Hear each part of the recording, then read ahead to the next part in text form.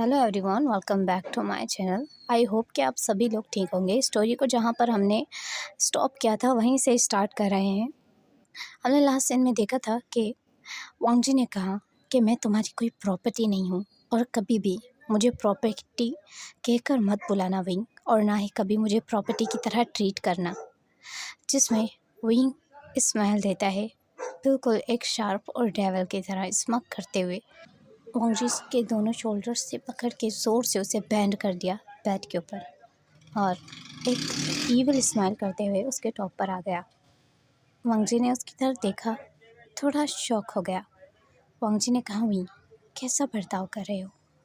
वही ने कहा, तुम्हारा टाइम पूरा हुआ। तुम्हें कुछ देर के लिए मेरी बाहों में आराम चाहिए था ना, बहुत कर लिया आराम। चलो अब मेरी बात मानो और ख़ुद को अनड्रेस करो।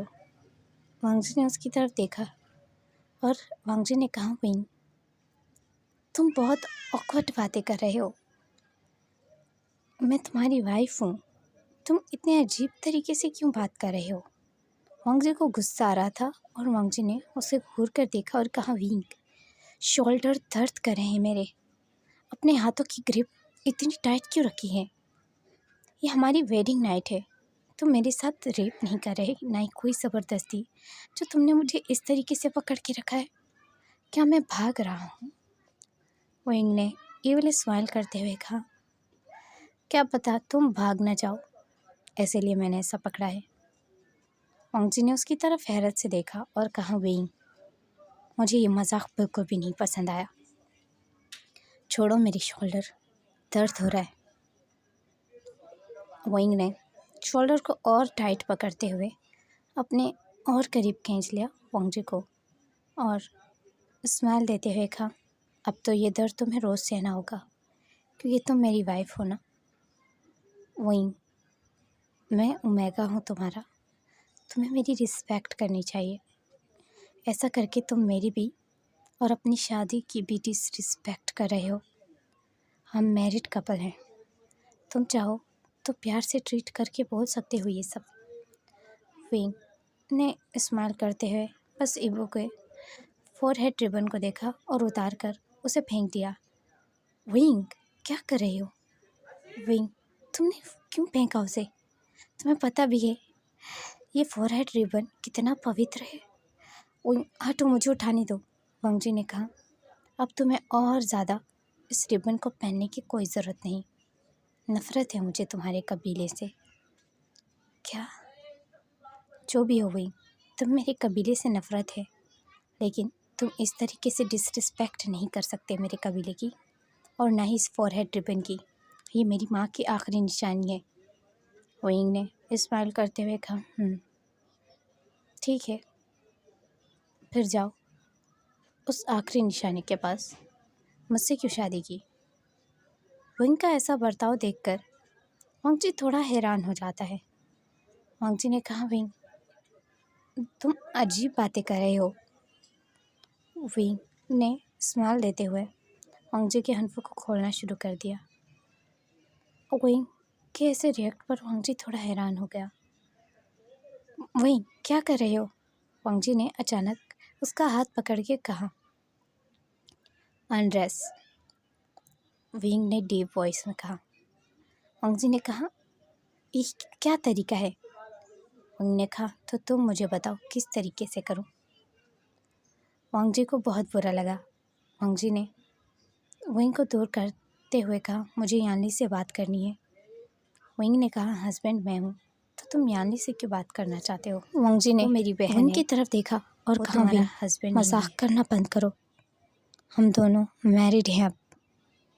ऐसा क्यों रिएक्ट कर रहे हो? विंग ने अचानक ही वांग जी के हाथों को टाइटली पकड़ा और उसके शोल्डर से पकड़ते ही उठाकर बिठा दिया, और पीछे से भी जो उसके कंधे पर हनफो था उसे भी हटाने लगा। विंग के ऐसे करने पर वांग जी चुप हो जाता है। वो बस कुछ देर के लिए देखना चाहता था कि ये क्या तमाशा है, विंग कैसा रिएक्ट करेगा मेरे साथ और करना क्या चाहता है। वांग जी चुप हो गया, ये सोचकर ठीक है कोई बात नहीं, हम दोनों की शादी हुई है, अगर वो इस तरीके से ही अनड्रेस करना चाहता है तो करने देता हूँ। वांग जी ने खुद को काबू में रखा और विंग को करने दिया खुद को अनड्रेस। पहले तो विंग ने उसके शोल्डर से कपड़े हटा दिए। अब विंग जो देख रहा था, वांग जी की अपर बॉडी पर सिर्फ एक थिन लेयर बच चुकी है, बहुत ही ज़्यादा थिन, और उसकी चेस्ट पर एक पट्टी टाइप की बांधी गई थी, जो कि हमेशा ही ट्रेडिशनल हनफू के नीचे ओमेगास पहनते थे या एक वुमेन पहनती है। विंग ने उस थिन लेयर को भी हटा दिया। अब सिर्फ एक सीने की पट्टी ही बची थी, जो कि वांग जी के सॉफ्ट ब्रेस्ट को कवर कर रही थी। विंग जो उसकी तरफ देख रहा था एक हंग्रीली वैश्य तरीके से। वो विंग को इस तरीके से खुद को देखता हुआ वांग जी बहुत परेशान हुआ, लेकिन वांग जी ने अब कुछ भी नहीं बोला। वांग जी नहीं चाहता था कि ये एक रात बहुत बुरी रात बन जाए। इस रात में किसी किस्म का तमाशा नहीं चाहिए था उसे। विंग ने जल्दी से वांग जी को उठाकर बिठा दिया और इशारा किया कि वो उसको अनड्रेस करे, उसका अपर हनफू हटाए। तो वांग जी ने भी चुपचाप अपसेट फेस बनाते हुए उसकी बात को माना और उसके अपर हनफू को हटा दिया। विंग की चेस्ट बिल्कुल क्लियरली दिख रही थी। वांग जी ने स्माइल की और फिर एक गहरी सांस लेते हुए अपने मन में एक छोटी सी उम्मीद जगाई, क्या पता विंग उसके साथ कोई प्रैंक कर रहा है या उसे डरा रहा है फर्स्ट नाइट को। अचानक ही विंग ने उसे ज़ोरदार धक्का दिया, जिससे वांग जी बिस्तर पर गिर गया, लेकिन उसे थोड़ा बुरा लगा इस तरीके से गिराना। विंग जो आगे बढ़ने लगा और वांग जी की उस लास्ट बॉडी पर जो क्लॉथ बचे हुए थे उन्हें भी एक रफ तरीके से हटाना शुरू कर दिया। अब वांग जी को ये बुरा लगने लगा। वांग जी इससे पहले कुछ बोल पाए, विंग ने उसकी चिन को टाइटली पकड़ा और फोर्सफुली उसे किस किया। अचानक ही वो उस पर ज़ोरदार बाइट करने लगा, जो कि वांग जी के सॉफ्ट लिप्स, चिन और माउथ के अराउंड बाइट कर रहा था। वांग जी ने चीखते हुए कहा, क्या कर रहे हो? क्या तुम्हें दिखता नहीं है कि मैं तुम्हारी इन चीज़ों से परेशान हो रहा हूँ? तुम क्या कर रहे हो? वांग जी ने कहा। विंग ने उसकी तरफ देखा और कोई रिएक्शन नहीं किया, बस एक ईविल स्माइल देते हुए कहा, मैं प्यार कर रहा हूँ। वांग जी ने अपसेट होते हुए अपना मुंह छुपा लिया और अब वांग जी की आंखों से आंसू निकलने लगे। विंग ने अचानक ही वांग जी को गले लगाते हुए कहा, क्या हुआ? बुरा लगा? विंग उसकी तरफ हैरानी से देखने लगा। वांग जी ने कहा, हाँ, तो मुझे हैरान होकर क्यों देख रहे हो? मुझे बुरा लगा तुम्हारा ऐसा करना। विंग ने कहा, तो क्या ज़रूरत थी तुम्हें शादी करने की मुझसे, जब तुम मुझे बर्दाश्त नहीं कर सकती? विंग ने जब ये बात की तो वांग जी को बहुत अजीब लगा। वांग जी ने कहा, विंग, मुझे तुमसे बहुत ज़्यादा प्यार है, मैं तुमसे बहुत प्यार कर। लेकिन उससे पहले वांग जी के लिप्स पे विंग ने अपना थंब रख दिया और कहा, शुश, अपनी बकवास बंद करो। तुम मेरी एक चीज़ को जब सह नहीं सकते तो तुम्हें मुझसे इस तरह प्यार के दावे नहीं करने चाहिए। वांग जी ने कहा, पर विंग, तुम सच में ऐसा बर्ताव कर रहे हो जो कोई भी ओमेगा नहीं बर्दाश्त कर सकती। विंग ने अचानक ही वांग जी को बोला, ठीक है, तो जाओ अपने घर। क्या? तुम्हें बर्दाश्त नहीं हो सकता तो तुम जाओ। विंग, ये तुम क्या बोल रहे हो? तुम्हारा दिमाग खराब हो चुका है? वांग जी ने ऐसे कहते हुए हैरानी से विंग को देखा। विंग ने कहा, तुमने ही तो कहा तुम ये बर्दाश्त नहीं कर सकते, तो तुम आगे मेरे साथ कैसे ज़िंदगी गुजारोगी? जाओ अपने क्लाउड रेसेस, जहाँ तुम्हें बहुत ज़्यादा रिस्पेक्ट दी जाती है। विंग, मजाक करना बंद करो। तुम्हारा ऐसा मजाक मुझे तकलीफ़ दे रहा है। क्यों नहीं समझ रहे तुम? वो जो कि स्माइल करता है और कहता है ठीक है, तुम मुझसे प्यार करते हो ना? वांग जी ने कहा हाँ। तो वहीं जो उसे बहुत से ज़ोर से पुश करता है फिर से और कहता है तो अपना मुंह बंद रखना। वांग जी कुछ समझ नहीं पाया। सीन सुबह पर शिफ्ट हुआ जहाँ यानली विंग के रूम में आती है वांग जी को उठाने के लिए। वांग जी जो बहुत ज़्यादा अपसेट लेकिन हैरान दिख रहा था। विंग पहले से ही जा चुका था कहीं पर, तो वांग जी अकेले बिस्तर पर था। अचानक यानली आई और उसने वांग जी के कंधे पर हाथ रखा और कहा, वांग जी उठ जाओ, तुम्हें तैयार होकर सबके सामने आना भी तो है। वांग जी ने जब अपना फेस को घुमाया और यानली की तरफ देखा तो यानली शॉक हो जाती है वांग जी की आंखों से आंसू देखकर। वांग जी ने कहा, मुझे वापस जाना है। क्या हुआ है, कोई बात हुई है क्या? वांग जी, यानली ने कभी भी मजबूत वांग जी को रोते हुए नहीं देखा था, तो ऐसा क्या हुआ जिसने वांग जी को भी टूट टूट कर रोने पर मजबूर कर दिया? यानली जिसने वांग जी को गले लगाया और कहा, क्या बात है, मुझे बताओ। वांग जी ने अपने आंसू पोंछते हुए यानली को कहा, मुझसे गलती हो गई, मुझे यहाँ नहीं आना चाहिए था। गलत फैसला कर लिया मैंने अपनी ज़िंदगी में, एक ऐसे इंसान को चुनकर जो कभी मेरा था ही नहीं। यानी नहीं समझ पाती और यानी कहती, क्या तुम क्या बोल रही हो? वांग जी ने यानी को कहा, अकेला छोड़ दो मुझे कुछ देर के लिए, मैं कुछ देर बाद आ जाऊँगा। यानी चुपचाप उठकर वहाँ से चली जाती है। यानी सोच रही थी शायद वो ओमेगा है, शायद दर्द या तकलीफ़ की वजह से उसने ऐसा कहा हो, क्योंकि ओमेगा और अल्फ़ा के बीच में जो होता है उससे ओमेगाज़ काफ़ी दर्द में होती हैं, शायद इसलिए उसने ऐसा कहा हो। यानी यही सोचकर परेशान थी। फिर यानी कहती है, ठीक है, मैं इस बारे में कुछ देर बाद उससे पूछ कर देखूँगी।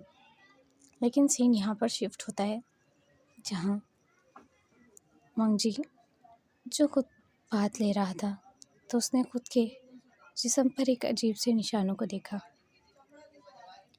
उन निशानों को देखकर वांग जी की आंखों से आंसू आ गए और वांग जी को फ्लैशबैक याद आया।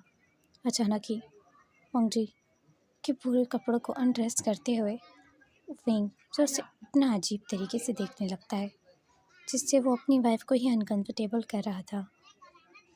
वांग जी ने अचानक ही विंग के दोनों हाथ की तरफ देखा जो उसकी तरफ बढ़ रहे थे। वांग जी ने फील किया विंग के हाथों को अपनी थाइस पे और वांग जी ने आंखें बंद कर ली। जाहिर सी बात है उसे बहुत शर्म आ रही थी, ये सब उसका फर्स्ट टाइम है, लेकिन उसका अल्फ़ा उसे ऐसे ट्रीट करता है जैसे वो ये सब रोज़ कर रहे हो। वांग जी ने अपनी आंखें बंद की और अचानक ही एक शार्प पेन फील किया अपने प्राइवेट पार्ट में। इतना शार्प पेन कि वांग जी ने दर्द से विंग के हाथ को हटा दिया झटक कर और दर्द भरी आंखों को खोलकर विंग को देखने लगा। वांग जी ने आंखों से आंसू बह दिए। विंग, तुम दर्द दे रहे हो? विंग ने वांग जी की तरफ देखकर कहा, मैं तो अपने ओमेगा को प्रिपेयर कर रहा हूँ। वांग जी ने उसकी तरफ हैरानी से देखा और कहा, ऐसे कौन प्रिपेयर करता है? तुमने कैसी शुरुआत की है? क्या कोई ऐसी शुरुआत करता है? तुमने किसी भी चीज़ पे प्यार नहीं दिखाया। वांग जी गुस्से से उठ जाता है और अपना हनफू उठाकर उसे फिर से पहनने लगता है। विंग ने उसकी तरफ देखा और कहा, पहचान बदलने से तुम फिर से वर्जन नहीं हो जाओगी। वांग जी ने उसकी तरफ हैरानी से देखा और कहा, क्या मतलब है तुम्हारा? कहना क्या चाहते हो तुम? वही ने अचानक ही पास बढ़ते हुए खींचते हुए उसके बालों से कहा, क्या मतलब है मेरा? तुम्हें क्या लगता है अपनी पहचान छुपाकर एक नए ज़िंदगी शुरू कर खुद को लैन कबीला का कहकर तुम मुझे खुद से बचा लोगी? वांगजी ने उसकी तरफ हैरानी से देखा और कहा, वही मुझे कुछ समझ नहीं आ रही, तुम किस बारे में बात कर रहे हो? वांगजी ने उसकी तरफ हंसते हुए कहा, अगर ये किसी किस्म का मजाक है वही तो इसे बंद करो, मुझे ये मजाक बहुत तकलीफ दे रहा है। विंग ने उसकी तरफ देखा और कहा, ये कोई मजाक नहीं है और न ही मेरा प्यार मजाक है, जिसे तुमने अपने पाँव के तले रोक दिया और भागकर एक नई ज़िंदगी शुरू कर ली और हमेशा ऐसा दिखाया जैसे तुम मुझे जानती ही नहीं, यहाँ तक कि शादी भी मुझी से की। बस बहुत हुआ, लेकिन मुझे ये बताओ कि मेरे होने वाले बच्चे के साथ तुमने क्या किया? हाँ, कौन सा बच्चा? क्या बकवास कर रहे हो तुम? वांगजी ने उसकी तरफ देखा हैरत से। विंग ने उसे थप्पड़ मारते हुए फेंक दिया और कहा, तुम्हें नहीं पता हमारे बच्चे के बारे में? विंग जो उसकी तरफ देख रहा था तो वांगजी की आंखों में अचानक आंसू आ गए। कुछ सोचकर उसे वो मेगा याद आई जो उसे जीचोंग के कब्जे में मिली थी, वो प्रेग्नेंट जो हूबहू उसी की तरह दिखती है। सीन शिफ्ट होता है जहाँ जीचोंग उस ओमेगा से उसके बच्चे और उसके पार्टनर के बारे में पूछता है, जहाँ ओमेगा हैरान होकर जीचोंग को देखकर बोलती है, वो एक बहुत बुरा इंसान था, मैं उससे भाग कर आई हूँ और अगर मैं कहूँ वो एक इंसान ही नहीं है तो? जीचोंग हैरानी से देखने लगता है और यहाँ वांगजी भी शॉक हो जाता है। तो कैसा लगा आज का पार्ट? बिल्कुल फायर। आई होप कि आज का पार्ट आप लोगों को बहुत अच्छा लगा हो। इसका नेक्स्ट पार्ट लास्ट पार्ट है और उसके लिए आपको ज़्यादा इंतज़ार भी नहीं करना पड़ेगा। प्लीज़ लाइक, कमेंट और शेयर कर देना इस स्टोरी को। Bye bye.